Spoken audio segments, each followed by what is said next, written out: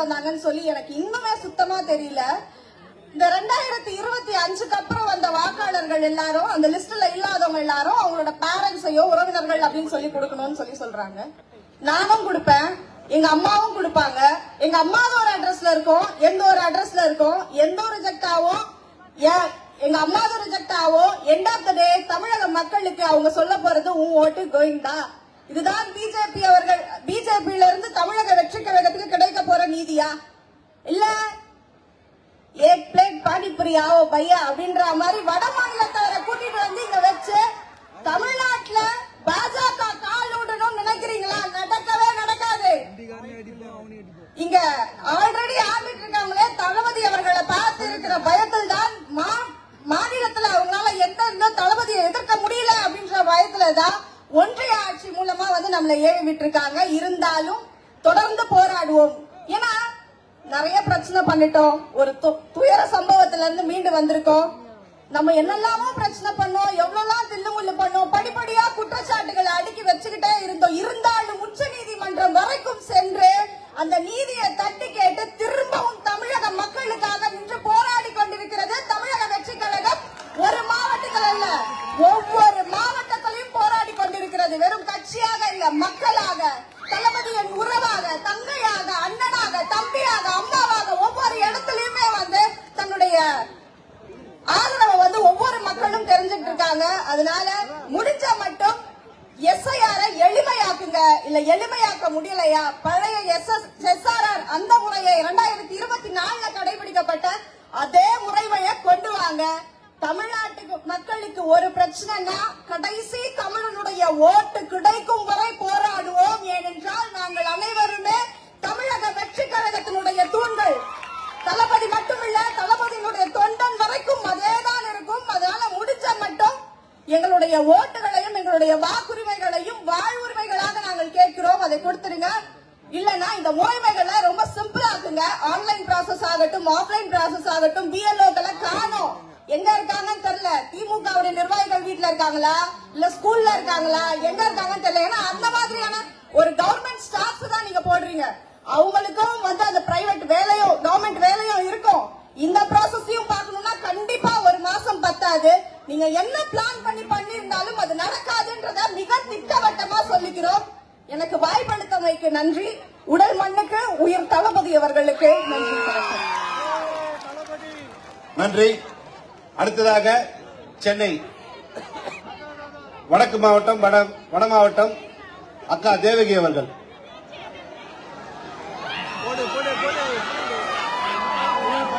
SIR கண்டன பொதுக்கூட்டத்திற்கு தலைமை பொறுப்பை ஏற்று நடத்தி கொண்டிருக்கும் எங்களின் அரசியல் ஆசான், எங்களுடைய அரசியல் ஆசான் அண்ணன் ஆனந்தண்ணன் பொதுச் செயலாளர் அவர்களே, தேர்தல் மேலாண்மை செயலாளர் அண்ணன் ஆதோ அர்ச்சனா அவர்களே, மாநில நிர்வாகிகளே, மாவட்ட நிர்வாகிகளே, தளபதியின் நெஞ்சில் குடியிருக்கும் லட்சோப லட்ச தொண்டர்களே, அனைவருக்கும் வணக்கம். வடசென்னை வடக்கு மாவட்டத்தின் செயற்குழு உறுப்பினர் தேவகியின் வணக்கம். எனக்கு இந்த ஒரு வாய்ப்பை ஏற்படுத்தி கொடுத்த என்னுடைய மாவட்ட கழக செயலாளர் வடசென்னை வடக்கு மாவட்ட தளபதி சிவா அவர்களுக்கும் வணக்கம். இந்த படை போதுமா, இன்னும் கொஞ்சம் வேணுமா? கேக்குதா? ஒரு பாட்டு ஒண்ணு சொல்றேன். மாபெரும் சபை தன்னில் நீ நடந்தால் உனக்கு மாலைகள் விழ வேண்டும். ஒரு மாற்று குறையாத மன்னவன் இவன் என்று போற்றி புகழ வேண்டும். யார் அந்த மன்னவன்? தளபதி. தளபதி எம்ஜிஆர் படத்துக்குனே ஓட்டு வாங்கினாரு. நம்ம தளபதி நம்ம கண் அசைவிலே ஓட்டு வாங்குவாரு. மக்களின் செல்வாக்கு நாளுக்கு நாள் பெருகிக் கொண்டே போகிறது. அதுக்குதான் இந்த எஸ்ஐஆர் அது இதுன்னு குழப்பம் கொண்டு வந்து டிஸ்டர்பன்ஸ் பண்றாங்க. நமக்கும் இந்த சாருக்குமே ஆவாது ராஜா. ஏன்னா முதல்ல ஒரு சாரு அவர் இன்னும் கண்டுபிடிச்சாங்களா கண்டுபிடிக்கலன்னு தெரியல. ஒரு நாளைக்கு ஒருத்தனை அடையாளம் காட்டிட்டு இருக்கிறாங்க, இவன் தான் அந்த சாரு, அவன் தான் அந்த சாருன்னு. உண்மையான சாரு யாரு தெரியல. இப்ப இது ஒரு சாரு. இந்த சாரை இவங்க என்ன போட்டு குழப்பினாலும் நாங்க தயாராயிட்டோம். எப்படின்னா ஊருக்கு ஊர், வீதிக்கு வீதி, வீட்டுக்கு வீடு, மக்கள் விரும்பும் முதல்வர் வேட்பாளர் தளபதி. சாரை நம்ம ஏற்கனவே ரெடி பண்ணிட்டோமா? எவன் இல்ல, எவன் செத்து போயிட்டான், எவன் காலி ஆயிட்டான், எவன் வீடு காலி பண்ணிட்டான், எது இருக்கு எது இல்ல ஆல்ரெடி ரெக்கார்டு இருக்குது தங்கா. ஒன்னும் பண்ண முடியாது. நீ குழப்பு நல்லா போட்டு குழப்பி குட்டையில மீனை பிடிக்கணும்னு நினைக்கிற, ஒண்ணுமே கிடைக்காது. அடி சேரு கூட கிடைக்காது. ஜல்ச்சி எடுத்துருவோம், நாங்க ஜல்ச்சி எடுத்துருவோம். திருடாதே வாக்கை, திருடாதே திருடாதே வாக்கை, திருடாதே. திட்டம் போட்டு திருடுற கூட்டம் வாக்கை திருடி கொண்டே இருக்கிறது. இதை சட்டம் என்ற பெயரில் தானே எஸ்ஐயாரோ குழப்புது. திருடனா பார்த்து திருந்த விட்டா திருட்டை ஒழிக்க முடியாது. நாம தான் ராஜா தீ ராஜா. கவனமா வாக்கு சாவடிக்கு முன்னாடி ஒரு டிஸ்டன்ஸ் கொடுப்பாங்க. அதுல நின்னுகிட்டு திட்டு ஓட்டு போறேன்னா லபக், செத்து போந்து போத லபக், புச்சி புச்சி இழுத்து வைக்கணும். நான் இப்படிதான் பேசுவேன். எனக்கு இலக்கமால பேச தெரியாது, இப்படிதான் பேசுவேன். ஏன்னா நான் வந்து ஸ்லம்மு, நான் இப்படித்தான் பேசுவேன். ஒருத்தர் சொன்னாரு, ஒடியாந்தாரு பூத்துக்குள்ள, ஐயா என் பொண்டாட்டி பேர் அமராவதி, ஓட்டி போட்டுச்ச பாரு, இப்பதான் போட்டு போச்சு. ஐயோ அப்படின்ச்சு. என்னன்னு கேட்டா 4 வருஷம் ஆச்சு அது செத்து. ஆனா எலெக்ஷன் அப்ப கரெக்டா ஓட்டு போட்டு என்ன பார்க்காம கூட போறியா அப்படின்னு சொல்லி அழுகுறான். இத எங்க போய் சொல்றது? இந்த எஸ்ஐஆர் இதை சரி பண்ணிடுமா? அமராவதியை சேர்த்து அம்பிகாவதியோட இணைத்திடுமா? சொல்லுங்க. இந்த 75 வருஷம் பவள விழா, கடமை, கண்ணியம், கட்டுப்பாடு, தமிழினம், மக்களினம், சமுதாயம், தமிழ் மொழி, ஒண்ணுமே வழங்காது சொன்னதுக்கு. எத்தனை டாபிக் சொன்னாங்களோ அது அவங்களுக்கே வழங்காது. எல்லாம் சொல்லி வருவாங்க. சொல்லிட்டு உடன்பிறப்பே எழுந்து வா, எழுந்து உடன்பிறப்பு வருவான், உழைப்பான், ஓட்டு போடுவான், எல்லா தில்லாலங்கடி வேலையும் செய்வான். ஆனா பொழைக்கிறது கோபாலபுர குடும்பம். அந்த உடன்பிறப்பு அதை புரிஞ்சுக்கணும்ல, ஏன் புரிஞ்சுக்க மாட்டேது? அதுதான் எனக்கு வேதனையா இருக்குது. இந்த அப்பா இருக்கிறாரு, அப்பா சொன்ன விட தப்புன்னு சொல்லுவாரோ? அப்பா ஒண்ணு தப்பான வார்த்தை இல்லையா?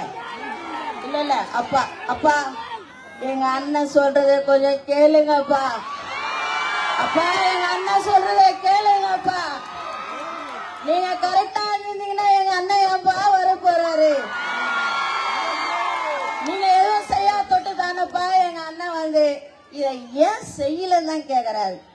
உங்களை தப்பா ஒன்னும் கேட்கல, ஏன் செய்யல, ஏன் செய்யுங்க. நீங்க உங்க வேலையை செஞ்சா நாங்க எங்க வேலையை பார்த்து போயின்னு இருப்போம். செய்யா தொட்டு கேக்குறாரு.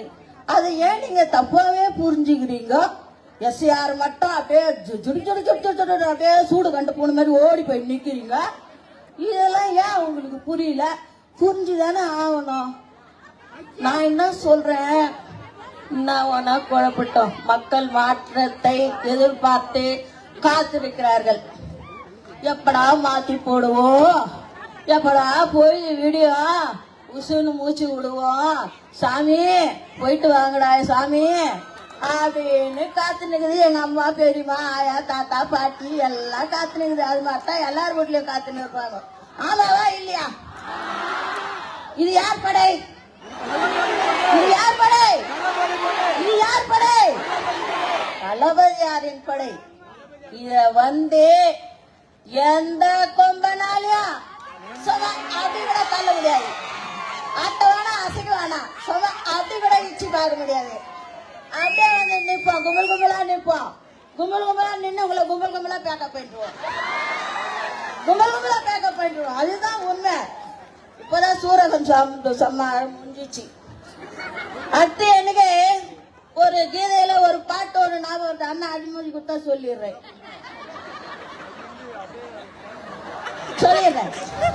நல்ல விஷயம் தானே. பரித்ராணாய சாதுனா விநாசாய சதுக்ஷுதா தர்ம சம்ஸ்தாபனாய சம்பவாமி யுகே யுகே. இது என்ன கீதையில கிருஷ்ண பரமா சொன்னது. அக்கிரமக்காரர்களால் அநியாயக்காரர்களால் எங்கே அதர்மம் தலை தூக்கி தாடுகின்றதோ அங்கே யுகம் யுகமாக அந்த அக்கிரமக்காரர்களை அழிக்க, அதர்மத்தை அழிக்க, நீதியை நிலைநாட்ட நான் அவதரிப்பேன். இப்ப அதான் நடந்துக்குது. இந்த காலத்து கிருஷ்ண பரமாத்மா என் தளபதி தான். அதுதான். அதனால மக்களே விழிப்பா இருங்க. இந்த எஸ்ஆர் பத்தியா கவலையே படாதீங்கம்மா. விழிப்பா இருங்க. செத்து பந்தெல்லாம் புட்டு இருங்க, காலி பந்தெல்லாம் புட்டு வர அவங்க கவுக்குங்க. ஓட்டு நம்ம பிஎல்ல இருக்காங்கல்ல, நம்ம பகுதியிலே போட்டுருப்பாங்கல்ல, அவங்க எல்லாம் விழிப்பா இருங்க. தூங்கவே கூடாது எலெக்ஷன் முடிகிற வரைக்கும். Night shift, second shift, third shift போட்டு வேலை செய்யும். நான் டியூட்டி மட்டும் தான் செய்யுமா. இதுதான் முக்கியமான டியூட்டி. தளபதியை செஞ்சாற்று கோட்டையில் அமர வைக்கின்ற டியூட்டி. இதுல விழிப்புணர்வா நம்ம இருக்கணும். ஒரு திருட்டு ஓட்டு, செத்து போன ஓட்டெல்லாம் ஊழலன்ற ரெக்கார்ட நாம ஏற்படுத்தணும். ரெண்டாவது, சில பகுதிகள்ல பிஎல்ஓக்கு தாவேக்கனர் போய் ஹெல்ப் பண்ணா ஒன்னும் ஹெல்ப் கிடையாது. நான் கூட போனேன், வீடு கூட போய் கதவு தட்டினேன், ரீடிங் எடுக்கிற மாதிரி கதவு தட்டினேமா. தேர்தல் அதிகாரி வந்துக்கிறாங்க, போய் ஓட்டு செக் பண்ணிங்க. ஏங்க நீங்க யாரு? நீங்க போங்க. என்ன போய் சொன்னவர் ரொம்ப நல்ல ஒரு திமுக காரு. அவர் பொதுமக்களா இருந்தா நான் விட்டுருப்பேன். அவரே திமுக காரு. நீ நான் என்ன போய் சொல்றது? நீ முதல்ல போன, நானு நீ முதல்ல போ, நான் போறேன். என் மூஞ்சி பார்த்தா தெரியும் விவசாயப்படி. மூஞ்சி பார்த்தா தெரியுமா? என் மூஞ்சி தெரியும் விவசாயப்படி தேவைக்குன்னு. மூஞ்சி தெரியாது. என்னது மக்களுடைய இது? நான் பேஸ் வேல்யூ தான். அண்ணாவின் இதயக்கனி புரட்சி தலைவர், தமிழக மக்களின் இதயக்கனி தளபதி, தமிழக மக்களின் இதயக்கனி தளபதி. அதனால நம்ம எந்த கவலையும் பட வேணாம். வெற்றி நமது, நாளை நமது. தளபதி தான் முதல்வர் வேட்பாளர், அவர் தான் முதல்வர் என்பதை இங்க உறுதியோடு சொல்லி வாய்ப்பளித்த நம்ம பொதுச் செயலாளருக்கு நன்றி பாராட்டி இடம் சார்கிறேன். நன்றி, வணக்கம்.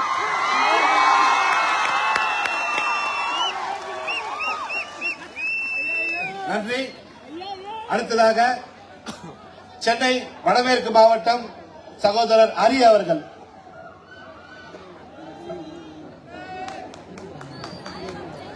பிறப்புக்கும் எல்லா உயிருக்கும் என்கின்ற தத்துவத்தினை முன்வைத்து, பிறப்பால் அனைத்து மனிதர்களும் சமம் என்கிற கொள்கை கோட்பாட்டினையும் முன்வைத்து, அலைகடலின திரண்டிருக்கும் எனது சகோதர சகோதரிகள் அனைவருக்கும், என் தளபதி நெஞ்சில் குடியிருக்கும் அனைவருக்கும் எனது முதற்கண் வணக்கத்தை தெரிவித்துக் கொள்கிறேன். இன்று தமிழ்நாடு சந்திக்கும் அவல நிலை, அதுவே மக்களின் மனநிலை. இன்று தமிழ்நாட்டின் நிலைதான் என்ன? மக்களே கொஞ்சம் சிந்திச்சு பாருங்க. ஒரு மனிதனின் பிறப்பு சான்றிதழ் ஒரு சிறிய பிழை வந்தாலும் அவன் தனது முழு ஆவணத்தை அழிக்கப்படுகின்றன. அதாவது பர்த் சர்டிபிகேட்ல ஒரு ஸ்மால் மிஸ்டேக் வந்தாலும் அவனுடைய முழு ஆவணங்கள் அவன் தன்னுடைய ஆவணத்தையே இழக்கும் அந்த தருணம் ஏற்படுகிறது. அதே மாதிரி தாங்க இந்த எஸ்